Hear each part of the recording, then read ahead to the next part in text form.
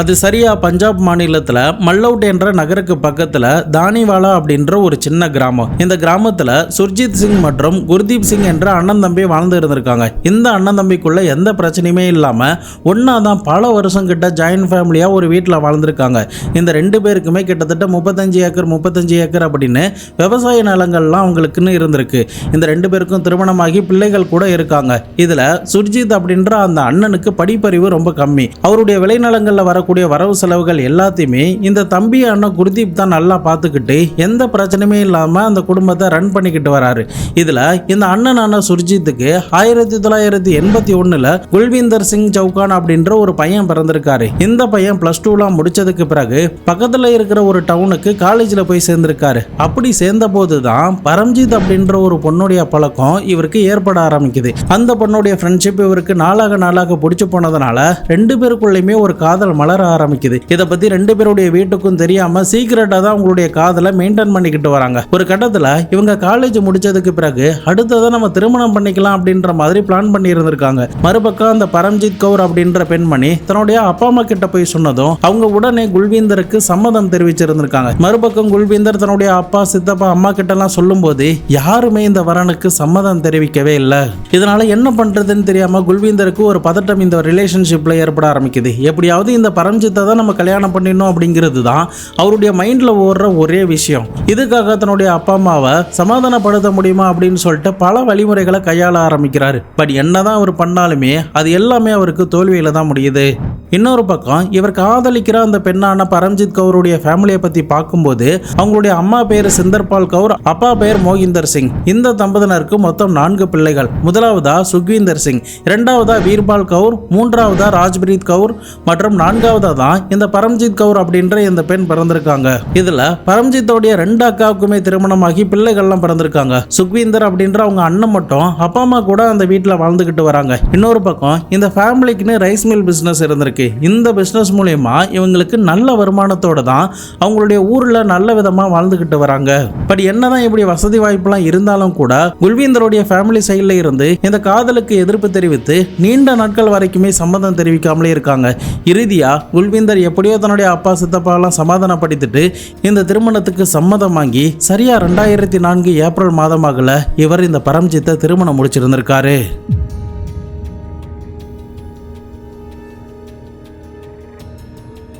But இந்த திருமணம் முடிச்சு சரியா 12 வருடம் கழித்து பிப்ரவரி மாதம் 15ஆம் தேதி 2016 எப்போதும் போல இந்த குடும்பத்துல முதல் ஆளா எழுந்திருக்கிறதுனா இந்த குல்வீந்தருடைய அம்மாவான குல்தீப் கவுர் தான். அவங்களும் அவங்களுடைய கணவரான சுர்ஜித்தும் எப்போதுமே அந்த வீட்டோடைய ஃபர்ஸ்ட் ஃப்ளோர்ல தான் தூங்குவாங்க. கிரவுண்ட் ஃப்ளோர்ல இந்த குல்தீப்பும் அவங்களுடைய மனைவியான பரம்ஜித் மற்றும் அவங்களுக்கு பிறந்த மகனான சமர் அப்படின்ற 9 வயது இருந்த அந்த சிறுவன் கூட இந்த 3 பேரும் கிரவுண்ட் ஃப்ளோர்ல தங்கியிருப்பாங்க. எப்போதுமே காலை நேரத்தில் குல்வீந்தருடைய அம்மா எழுந்து வந்ததுமே நேரா மாடிப்படியிலேருந்து கீழே இறங்கி கிரவுண்ட் ஃப்ளோருக்கு தான் வருவாங்க. அப்படி அன்றைய நாள் காலை 7 மணி வாக்கில் வரும்போது தான் அந்த வீட்டோடைய டோர் எல்லாமே திறந்தபடி இருக்கு. அது மட்டும் இல்லாமல் வீட்டுக்கு வெளியில சமர் என்ற அந்த பேரனை பிக்கப் பண்றதுக்காக ஸ்கூல் வேன் வெளியில காத்துக்கிட்டு இருக்கு. அது மட்டும் இல்லாமல் ஸ்கூல் டிரைவர் வீட்டுக்கிட்டே வந்து இந்த சமரை கூப்பிட்டு பார்த்துட்டு சமர் வராததுனால வேனை எடுத்துட்டு புறப்பட்டு போற எல்லா காட்சிகளுமே இந்த குல்வீந்தருடைய அம்மா மாடிப்படி இறங்குற நேரத்துக்குள்ள பார்த்துருந்துருக்காங்க. அதுக்கப்புறம் என்னாச்சு, ஏன் வீடு திறந்தபடி இருக்கு அப்படின்னு சொல்லிட்டு நேரடியாக கிச்சன் பக்கம் பாக்குறாங்க. அப்போ அவங்களுடைய மருமகளான பரம்ஜித் அந்த இடத்துல இல்ல. இதனால ஒருவேளை தூங்கிட்டு இருக்காங்களோ அப்படின்னு சொல்லிட்டு கிரவுண்ட் ஃப்ளோர்ல இருக்கிற குல்வீந்தருடைய ரூமை போட்டு தட்டி இருந்திருக்காங்க. அப்போ எந்த ரெஸ்பான்ஸுமே அந்த ரூம்குள்ள இருந்து வரவே இல்லை. இதனால பதட்டமான அந்த அம்மா இமிடியேட்டா குல்வீந்தருடைய அப்பாவான சுர்ஜித்துக்கு தகவலை கொடுக்குறாங்க. அவருமே கொஞ்ச நேரத்துல கீழே இறங்கி வந்து பார்க்கும்போது தான் அந்த வீட்டோடைய கொல்லப்பக்க கதவு திறந்தபடி இருக்கிறத பார்த்துட்டு ரொம்பவே ஷாக் ஆகி இருந்திருக்காரு.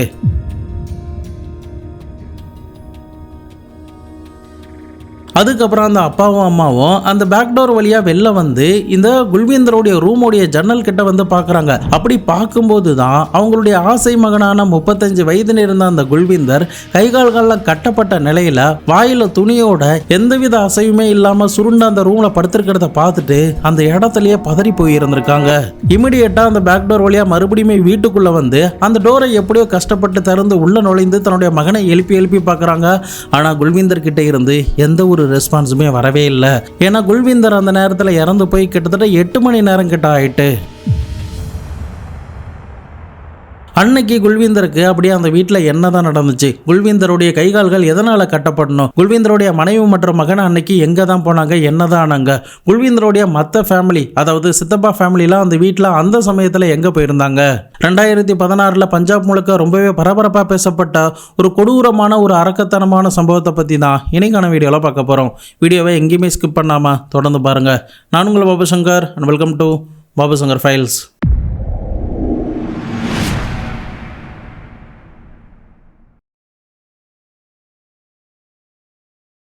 யூடியூப்பில் உங்களுக்கு நோட்டிஃபிகேஷன் வரலன்னா நம்ம சேனலுக்காக உருவாக்கப்பட்ட வாட்ஸ்அப் சேனல், டெலிகிராம் சேனலில் ஜாயின் பண்ணிக்கோங்க. இங்கே வீடியோ ரிலீஸ் ஆனதுமே நாங்கள் அப்டேட் பண்ணிவிடுவேன். ஸோ எந்த வீடியோவுமே நீங்கள் மிஸ் பண்ணாமல் பார்க்கலாம். லிங்க் டிஸ்கிரிப்ஷனில் இருக்குது, மறக்காமல் ஃபாலோ பண்ணிக்கோங்க.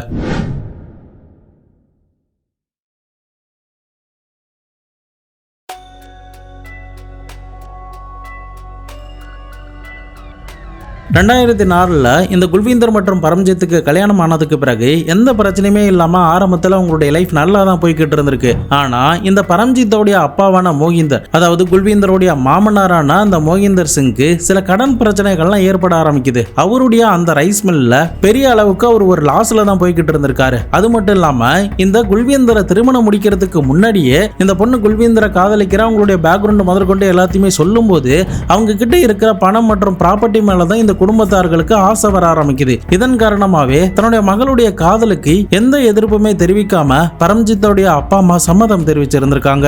சம்மதம் தெரிவிச்சது மட்டும் இல்லாம இவங்களுக்கு நல்ல விதமா திருமணம் எல்லாம் பண்ணி முடிச்சதுக்கு பிறகு கூட இந்த குல்வீந்தர் கிட்ட நைஸா 1 கோடி ரூபாய் நீ பணம் கேளு அப்படின்ற மாதிரி தங்களுடைய மகளான இந்த பரம்ஜித்தையே ஒரு துடுப்பு சீட்டா யூஸ் பண்ணி இருந்திருக்காங்க. அந்த பரம்ஜித்துமே மெல்லமா தன்னுடைய கணவர் கிட்ட இதை பத்தி சொல்லும் போது, என்னால முடியாது, நம்ம இப்ப ஜாயின்ட் ஃபேமிலியில இருக்கோம், என்னுடைய சித்தப்பா, என்னுடைய தாத்தா, என்னுடைய அப்பா அப்படின்னு சொல்லிட்டு இவங்க எல்லாரையும் மீறிய நல்ல 1 கோடி ரூபாய் பணம்லாம் கொடுக்க முடியாது, அதனால என்கிட்ட வாய்ப்பே கிடையாது அப்படின்ற மாதிரி இந்த பரம்ஜித் கிட்ட அவங்க சொல்லி இருந்திருக்காங்க.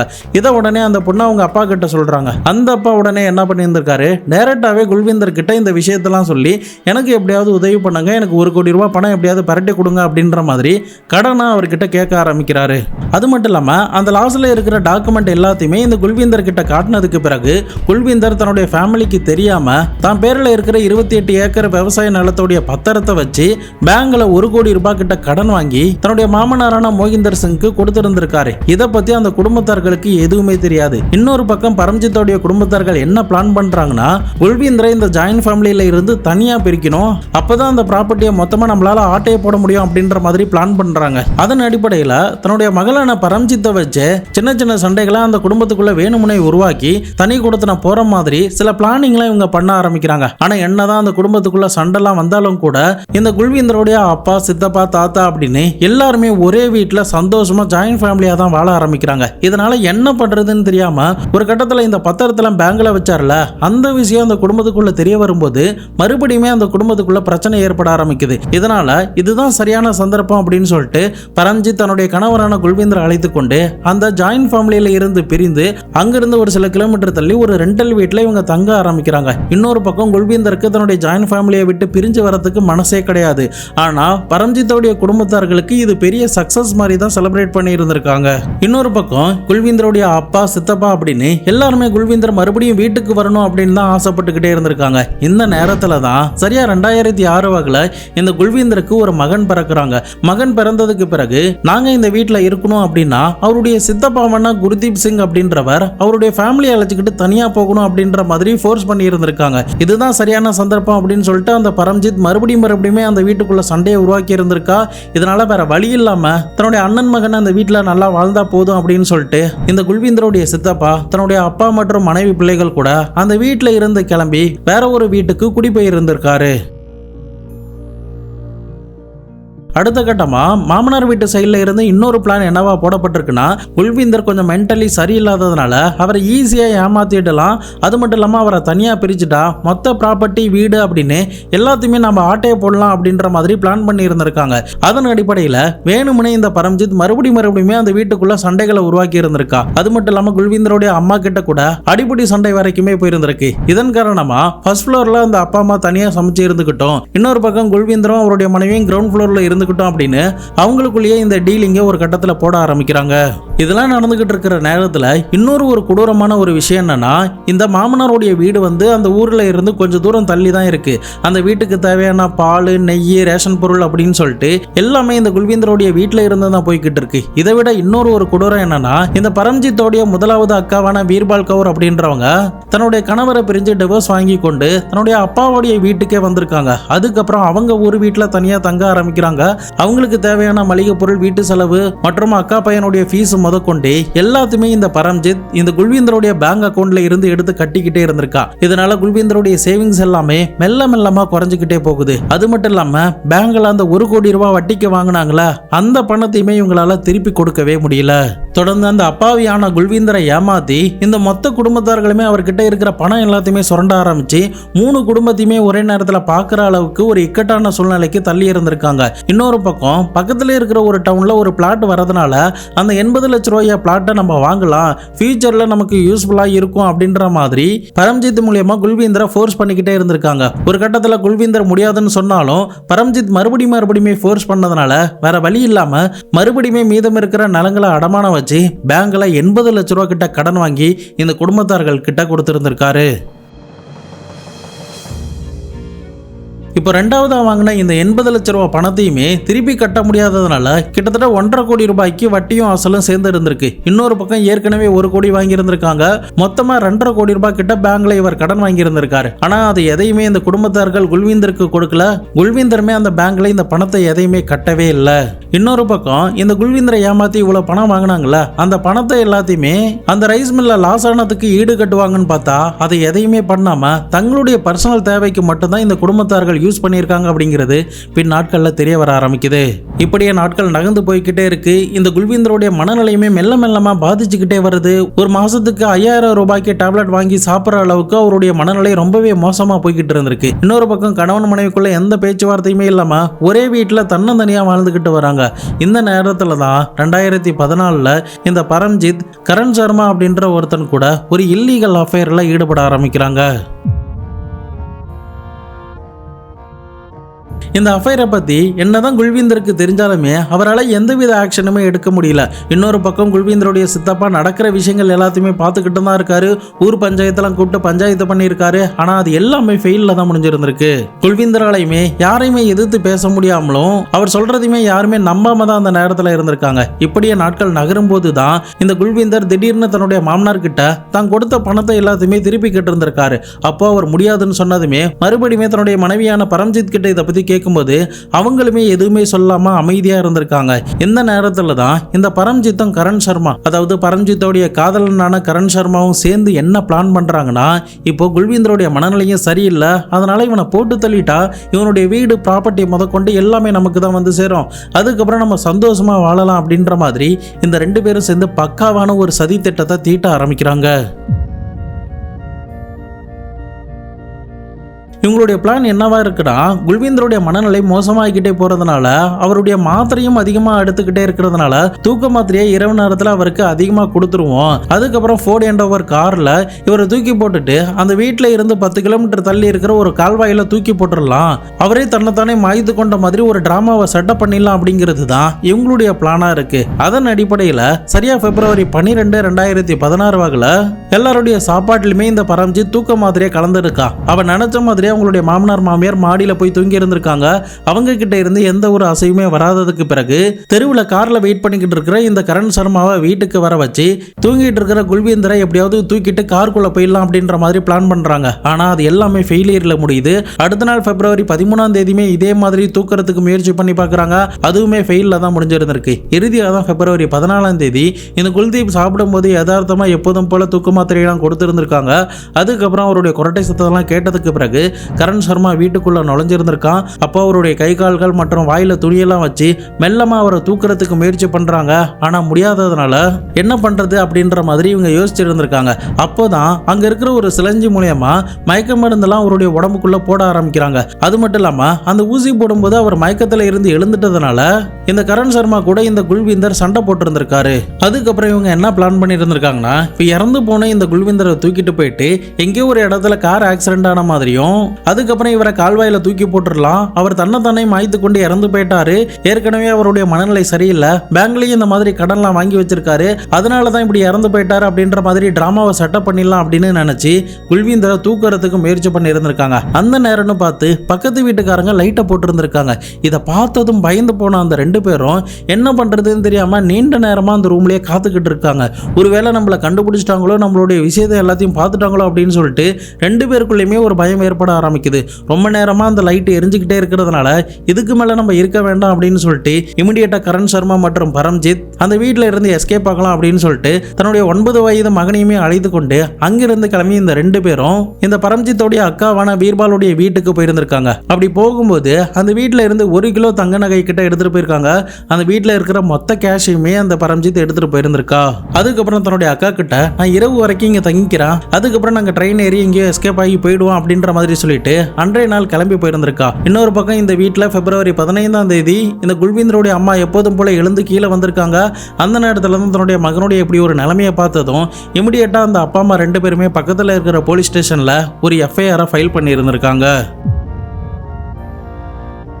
போலீஸ் அதிகாரிகளும் சம்பவ இடத்துக்கு வந்து இறந்து கிடக்கிற குல்வீந்தர் மற்றும் அவரை சுற்றி இருக்கிற சில எவிடன்ஸ் எல்லாத்தையுமே கலெக்ட் பண்ணுறாங்க. முக்கியமாக அந்த சிரஞ்சி, மயக்க மாத்திரைகள் மற்றும் தூக்க மாத்திரை அப்படின்னு எல்லாத்தையுமே கலெக்ட் பண்ணி பிரேத பரிசோதனைக்காக அனுப்பி வைக்கிறாங்க. இன்னொரு பக்கம் ஃபாரன்சிக் ஆஃபீஸர் அந்த சடலத்தை சோதனை பண்ணி பார்த்ததுல குல்வீந்தருடைய நகத்தில் ஒரு முடி ஒன்று கிடைச்சிருந்திருக்கு.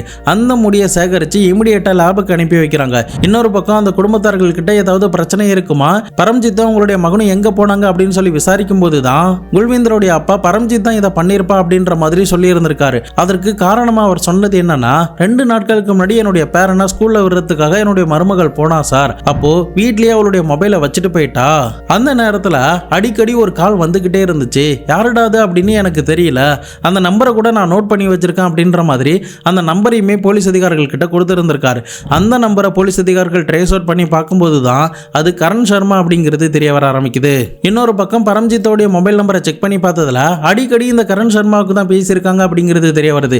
இதனால இந்த 2 பேரும் சேர்ந்து தான் ஓடி போயிருக்கணும் அப்படின்னு சொல்லிட்டு ரயில்வே ஸ்டேஷன், பஸ் ஸ்டேஷன் அப்படின்னு சொல்லிட்டு பல இடங்கள்ல தேடி பார்க்குறாங்க. ஆனால் எங்கே தேடியுமே இந்த 2 பேரை பற்றின எந்த ஒரு தடையுமே கிடைக்காமலே போகுது.